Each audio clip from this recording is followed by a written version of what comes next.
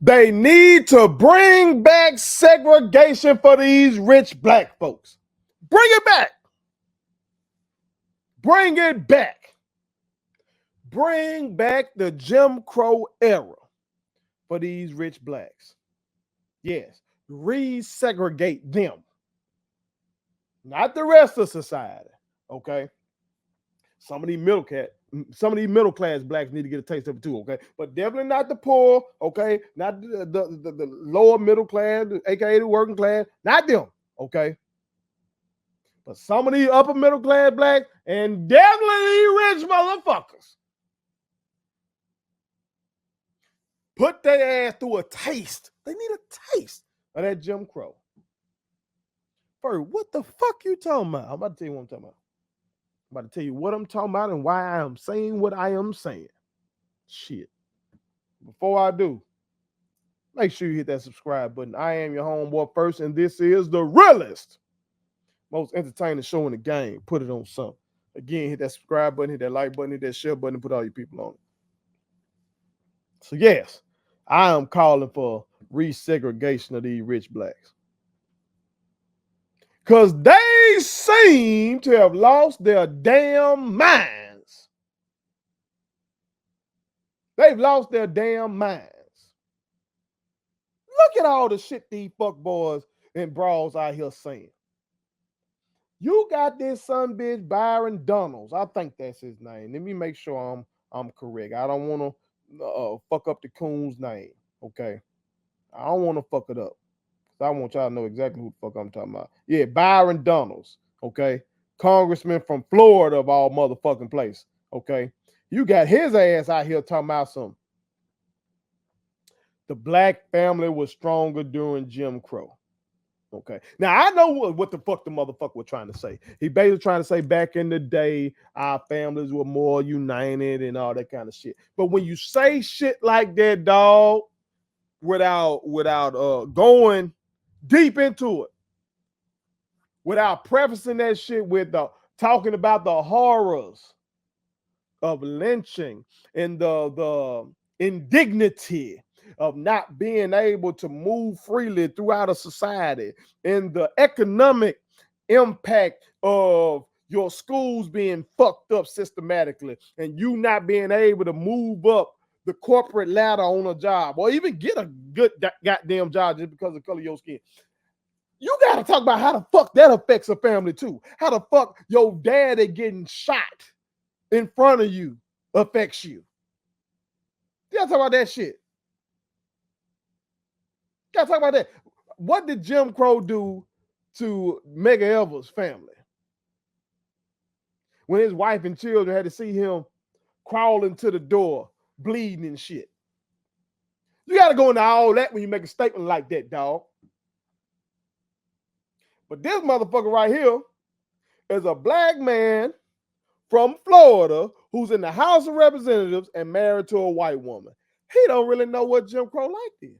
Obviously, he needs to be resegregated. He would lose his current fucking job, and his family would be broken apart because he was not going to be with that white woman in Florida. Put that Jim Crow back on his ass. These fucking rappers, rapper after rapper after rapper, talking about how they fuck with Trump and shit. 50 Cent going up there on Capitol Hill talking about how black folks relate to Trump because they got RICO as well. Motherfucker, I ain't got no RICO. I don't know anybody with a RICO. I lived in a black community my whole motherfucking life. I don't know nobody with no damn RICO charge. Like this idea that all of us are criminals or that most of us are criminals is bullshit. You are fucking gangster rapper Curtis Jackson. Your ass used to be a criminal. Maybe you relate to that shit. Just say you, motherfucker. Just say you. Just say you. Leave us the fuck out of that shit. But these boys don't feel the sting of segregation because 50 just did a world tour. And you know who was most at them shows? White people. White people. So he did a show here in my hometown of Canton, Mississippi. I missed that show. Okay. We had what's called the Winter Ball in my high school. I took my little boo thing to the Winter Ball instead of seeing 50. Okay. And I think this is really before In the Club went crazy. He ain't been back to my city since. But he needs to go back. He needs to have to come back to places like Canton, Mississippi. Okay. He needs to be on the Chitlin circuit. These motherfuckers need to have to go on the Chitlin circuit again. And not play these arenas for all these white folks. Then they might feel differently. Remember Lil Wayne said racism don't exist because white folks all his shows and shit. Put his ass back on the damn Chitlin circuit. These damn basketball players and baseball players and football players, put their ass on a Negro league somewhere so they can feel it. Give them the treatment that Bill Russell had. When Bill Russell was winning those championships for the Boston Celtics, you still had racist son bitches breaking into this man's house and writing nigga on the motherfucking wall and shit. Or Muhammad Ali when he was still Cassius Clay and he come home and shit with a damn gold medal around his neck in the night from the 1960 Olympics, and he can't goddamn go into a cafe and get what the fuck he want in Louisville, Kentucky. See, at that time, these folks, I really feel like black entertainers and athletes were locked in with the movement more so at that time because they too were feeling the effects of Jim Crow and racial discrimination and just racial disrespect right there in their face. They were feeling it. They were feeling it. You know what I'm saying? Now, if the crowd calls Brum Brun or Russell Westbrook a nigga or something during the game, they can literally go point at that fan and say, get them the fuck out of here, which is good, which is good. But that gives them a comfort level that them motherfuckers in the past didn't have. If Bill Russell was going to go in the stands and point out all the folk calling him a nigga, hell, he was going to have to get rid of some of his own fan base. Ali wasn't going to have nobody at the fight. You feel me? It's like they felt the shit a little deeper because they too were directly going through it. Yeah, they had more money. Okay. Yeah, Bill Russell had more money. Ali had more money. Okay. But they were still being openly disrespected by the white world directly. There were still things that they couldn't do. There were still loans they couldn't get. Still places they couldn't go because they were black. So it made them feel a certain type of way that these motherfuckers today don't feel because they concerts are filled up with white people. You got Kendrick Lamar on a damn song going at Drake saying they not like us, accusing Drake of being a colonizer. And you gonna have at this show that's coming, you have a bunch of white folks in that bitch with Kendrick singing that shit. Yeah. Now Kendrick seems to be a guy who is aware of black struggle and black plight. But that motherfucker too told us when we just wanted a song from Kendrick now after the George Floyd shit. And when we didn't get that and folks were questioning where was he and where was J. Cole and all these people, that motherfucker came out and said, I am not your savior, which he isn't. But nobody will ask you to be our savior, motherfucker. We just wanted some damn music. But wanted some inspiration. Okay? No Name was asking J. Cole, what are y'all doing? What are y'all doing? That man came and, he went hard on her. Then he did Kendrick. Has he apologized to her? I don't know. Maybe y'all know. These motherfuckers gotta go back on that Chitlin circuit, man. They gotta go back to them Negro League, man. They gotta put in these laws to break up these interracial marriages and shit. These motherfuckers gotta start getting some of these bad looks and shit. They do. I see Robert Griffin III be all on ESPN, on his Twitter account, be saying a whole lot of questionable shit and talk about how he a milkman and shit. But won't really go hard when it's some real shit to talk about. Need to make him being a milkman illegal again. See how he feel. See how he feel then. You know what I'm saying? Because they don't feel it, man. Because they walk into these rooms and everybody being nice to them and shit. They can go to the bank and get that loan. They can go. What Charles Barkley be saying when he walks in the bank, they say, "How you doing, Mr. Barkley?" Because he don't feel it. He says, "I've never had a real job." He ain't. He don't even really do his current job.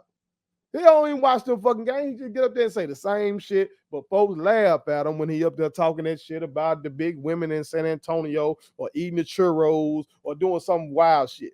You don't watch that shit for the basketball. You don't. So that's why people like them say some of the shit they say, because they don't be feeling it directly. They get paid well, they get adulation, and as long as they don't goddamn go outside of the box, you know, they gonna be fine. They be fine. I need the motherfucker to feel it again. I need a Dick Gregory type motherfucker. I need him to feel it again. Dick Gregory felt it. And he was speaking about it. Bill Russell felt it. He was speaking about it. Out here really doing shit about it. On the front line about it. Muhammad Ali felt that shit. And was doing something, saying something. It being an active voice for us on this shit. He felt it. Now, I would hope that these men would be that same way if in today's era, where they weren't going through those things. You know what I'm saying? I would hope so. But I'm saying there's no doubt in my mind that the fact that they were being attacked themselves, that they were being segregated to a large extent themselves, in terms of, especially like I know Bill Russell playing up there in Boston, but you come down through this South, yeah, deal with segregation. And hell, they say Boston is a very segregated city. What the fuck am I talking about? Like I said, Muhammad Ali from Louisville, Kentucky. You know he know about segregation. Dick Gregory, in the book I'm reading, Megger and Merlin. Dick Gregory, he knew about this shit down here. He did. Because he would come down and goddamn go to Meg Ever's house. Ride in the car with Meg Ever. Lena Horne. Like all these folk, man, these are icons. But our rich folk, our rich black folks, they feel like they got it. And everything's cool. Everything's cool, man. Trump's all right. Saw some fucking UFC fighter talking about he giving Trump the pass to say the N-word. What the fuck? Fuck you doing, man? Fuck you doing, dog? Once upon a time when Jack Johnson was up in that ring fighting white men, folks were trying to bring pistols into the goddamn fight to kill that motherfucker. You understand? After Jack Johnson, they wouldn't give a black man a damn chance at the title until Joe Louis. So this motherfucker up here goddamn slurping Trump, once upon a time your black ass wouldn't be in that position. And you're getting exploited anyway by Dana White. But you can't see that. See, motherfuckers can't see that. And they're being exploited as well. But it's covert. They need some of that overt shit. They need some of that. They walk into an establishment to buy a Lambo and they get told, we don't serve niggas here. Niggas can't buy these cars. Well, you don't know who I am? I don't give a fuck who you are. Get out of here, nigga. That's what they need. They need that shit. Yeah. They need that.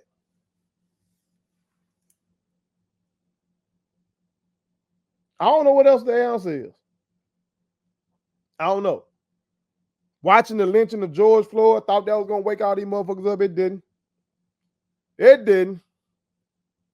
Them NBA players went down into that bubble, and they put Black Lives Matter and shit on the court and put them names and all that kind of shit, and that was it. What the biggest thing what they got out of that was what?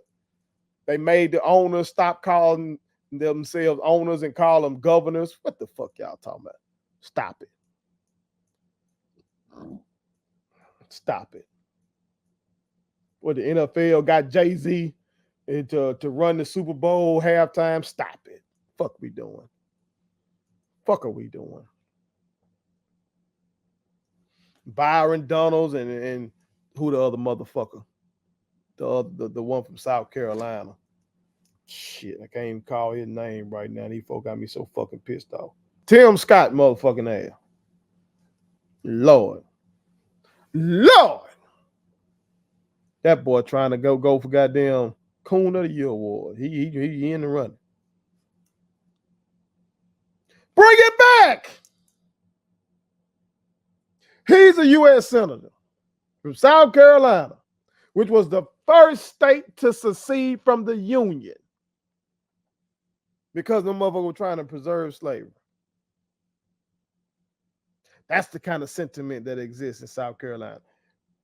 And he's a senator in that state with a white woman on his arm. You know, some people speculate that he don't really like women, but they ain't got nothing to do with me. Bring back segregation for that motherfucker. Split up his relationship, he'll lose his job, then maybe he might see, oh shit, this what the rest of Black America talking about. Yeah, bitch, it's hard out here. It's still hard. In 2024, it's still hard. It's still hard to get a loan. It's still hard to get good housing. It's still hard to goddamn avoid these goddamn crooked ass police out here. Look up the Mississippi Goon Squad. Yeah. So I call for a resegregation of these rich blacks or influential blacks, okay? From the political world, from the NBA, NFL, MLB, these rappers, these singers, all you motherfuckers. Give them a taste of Jim Crow for 3 months. That's all it's going to take, 3 months. Then maybe they'll change their motherfucking tunes and stop saying all this damn coon ass shit. Put it on something. Please subscribe to my daddy's YouTube channel because the more subscribers he gets, the more attractive he looks to sponsors. The more attractive he looks to sponsors, the more money he can make. And the more money he can make, the more money he can spend on me.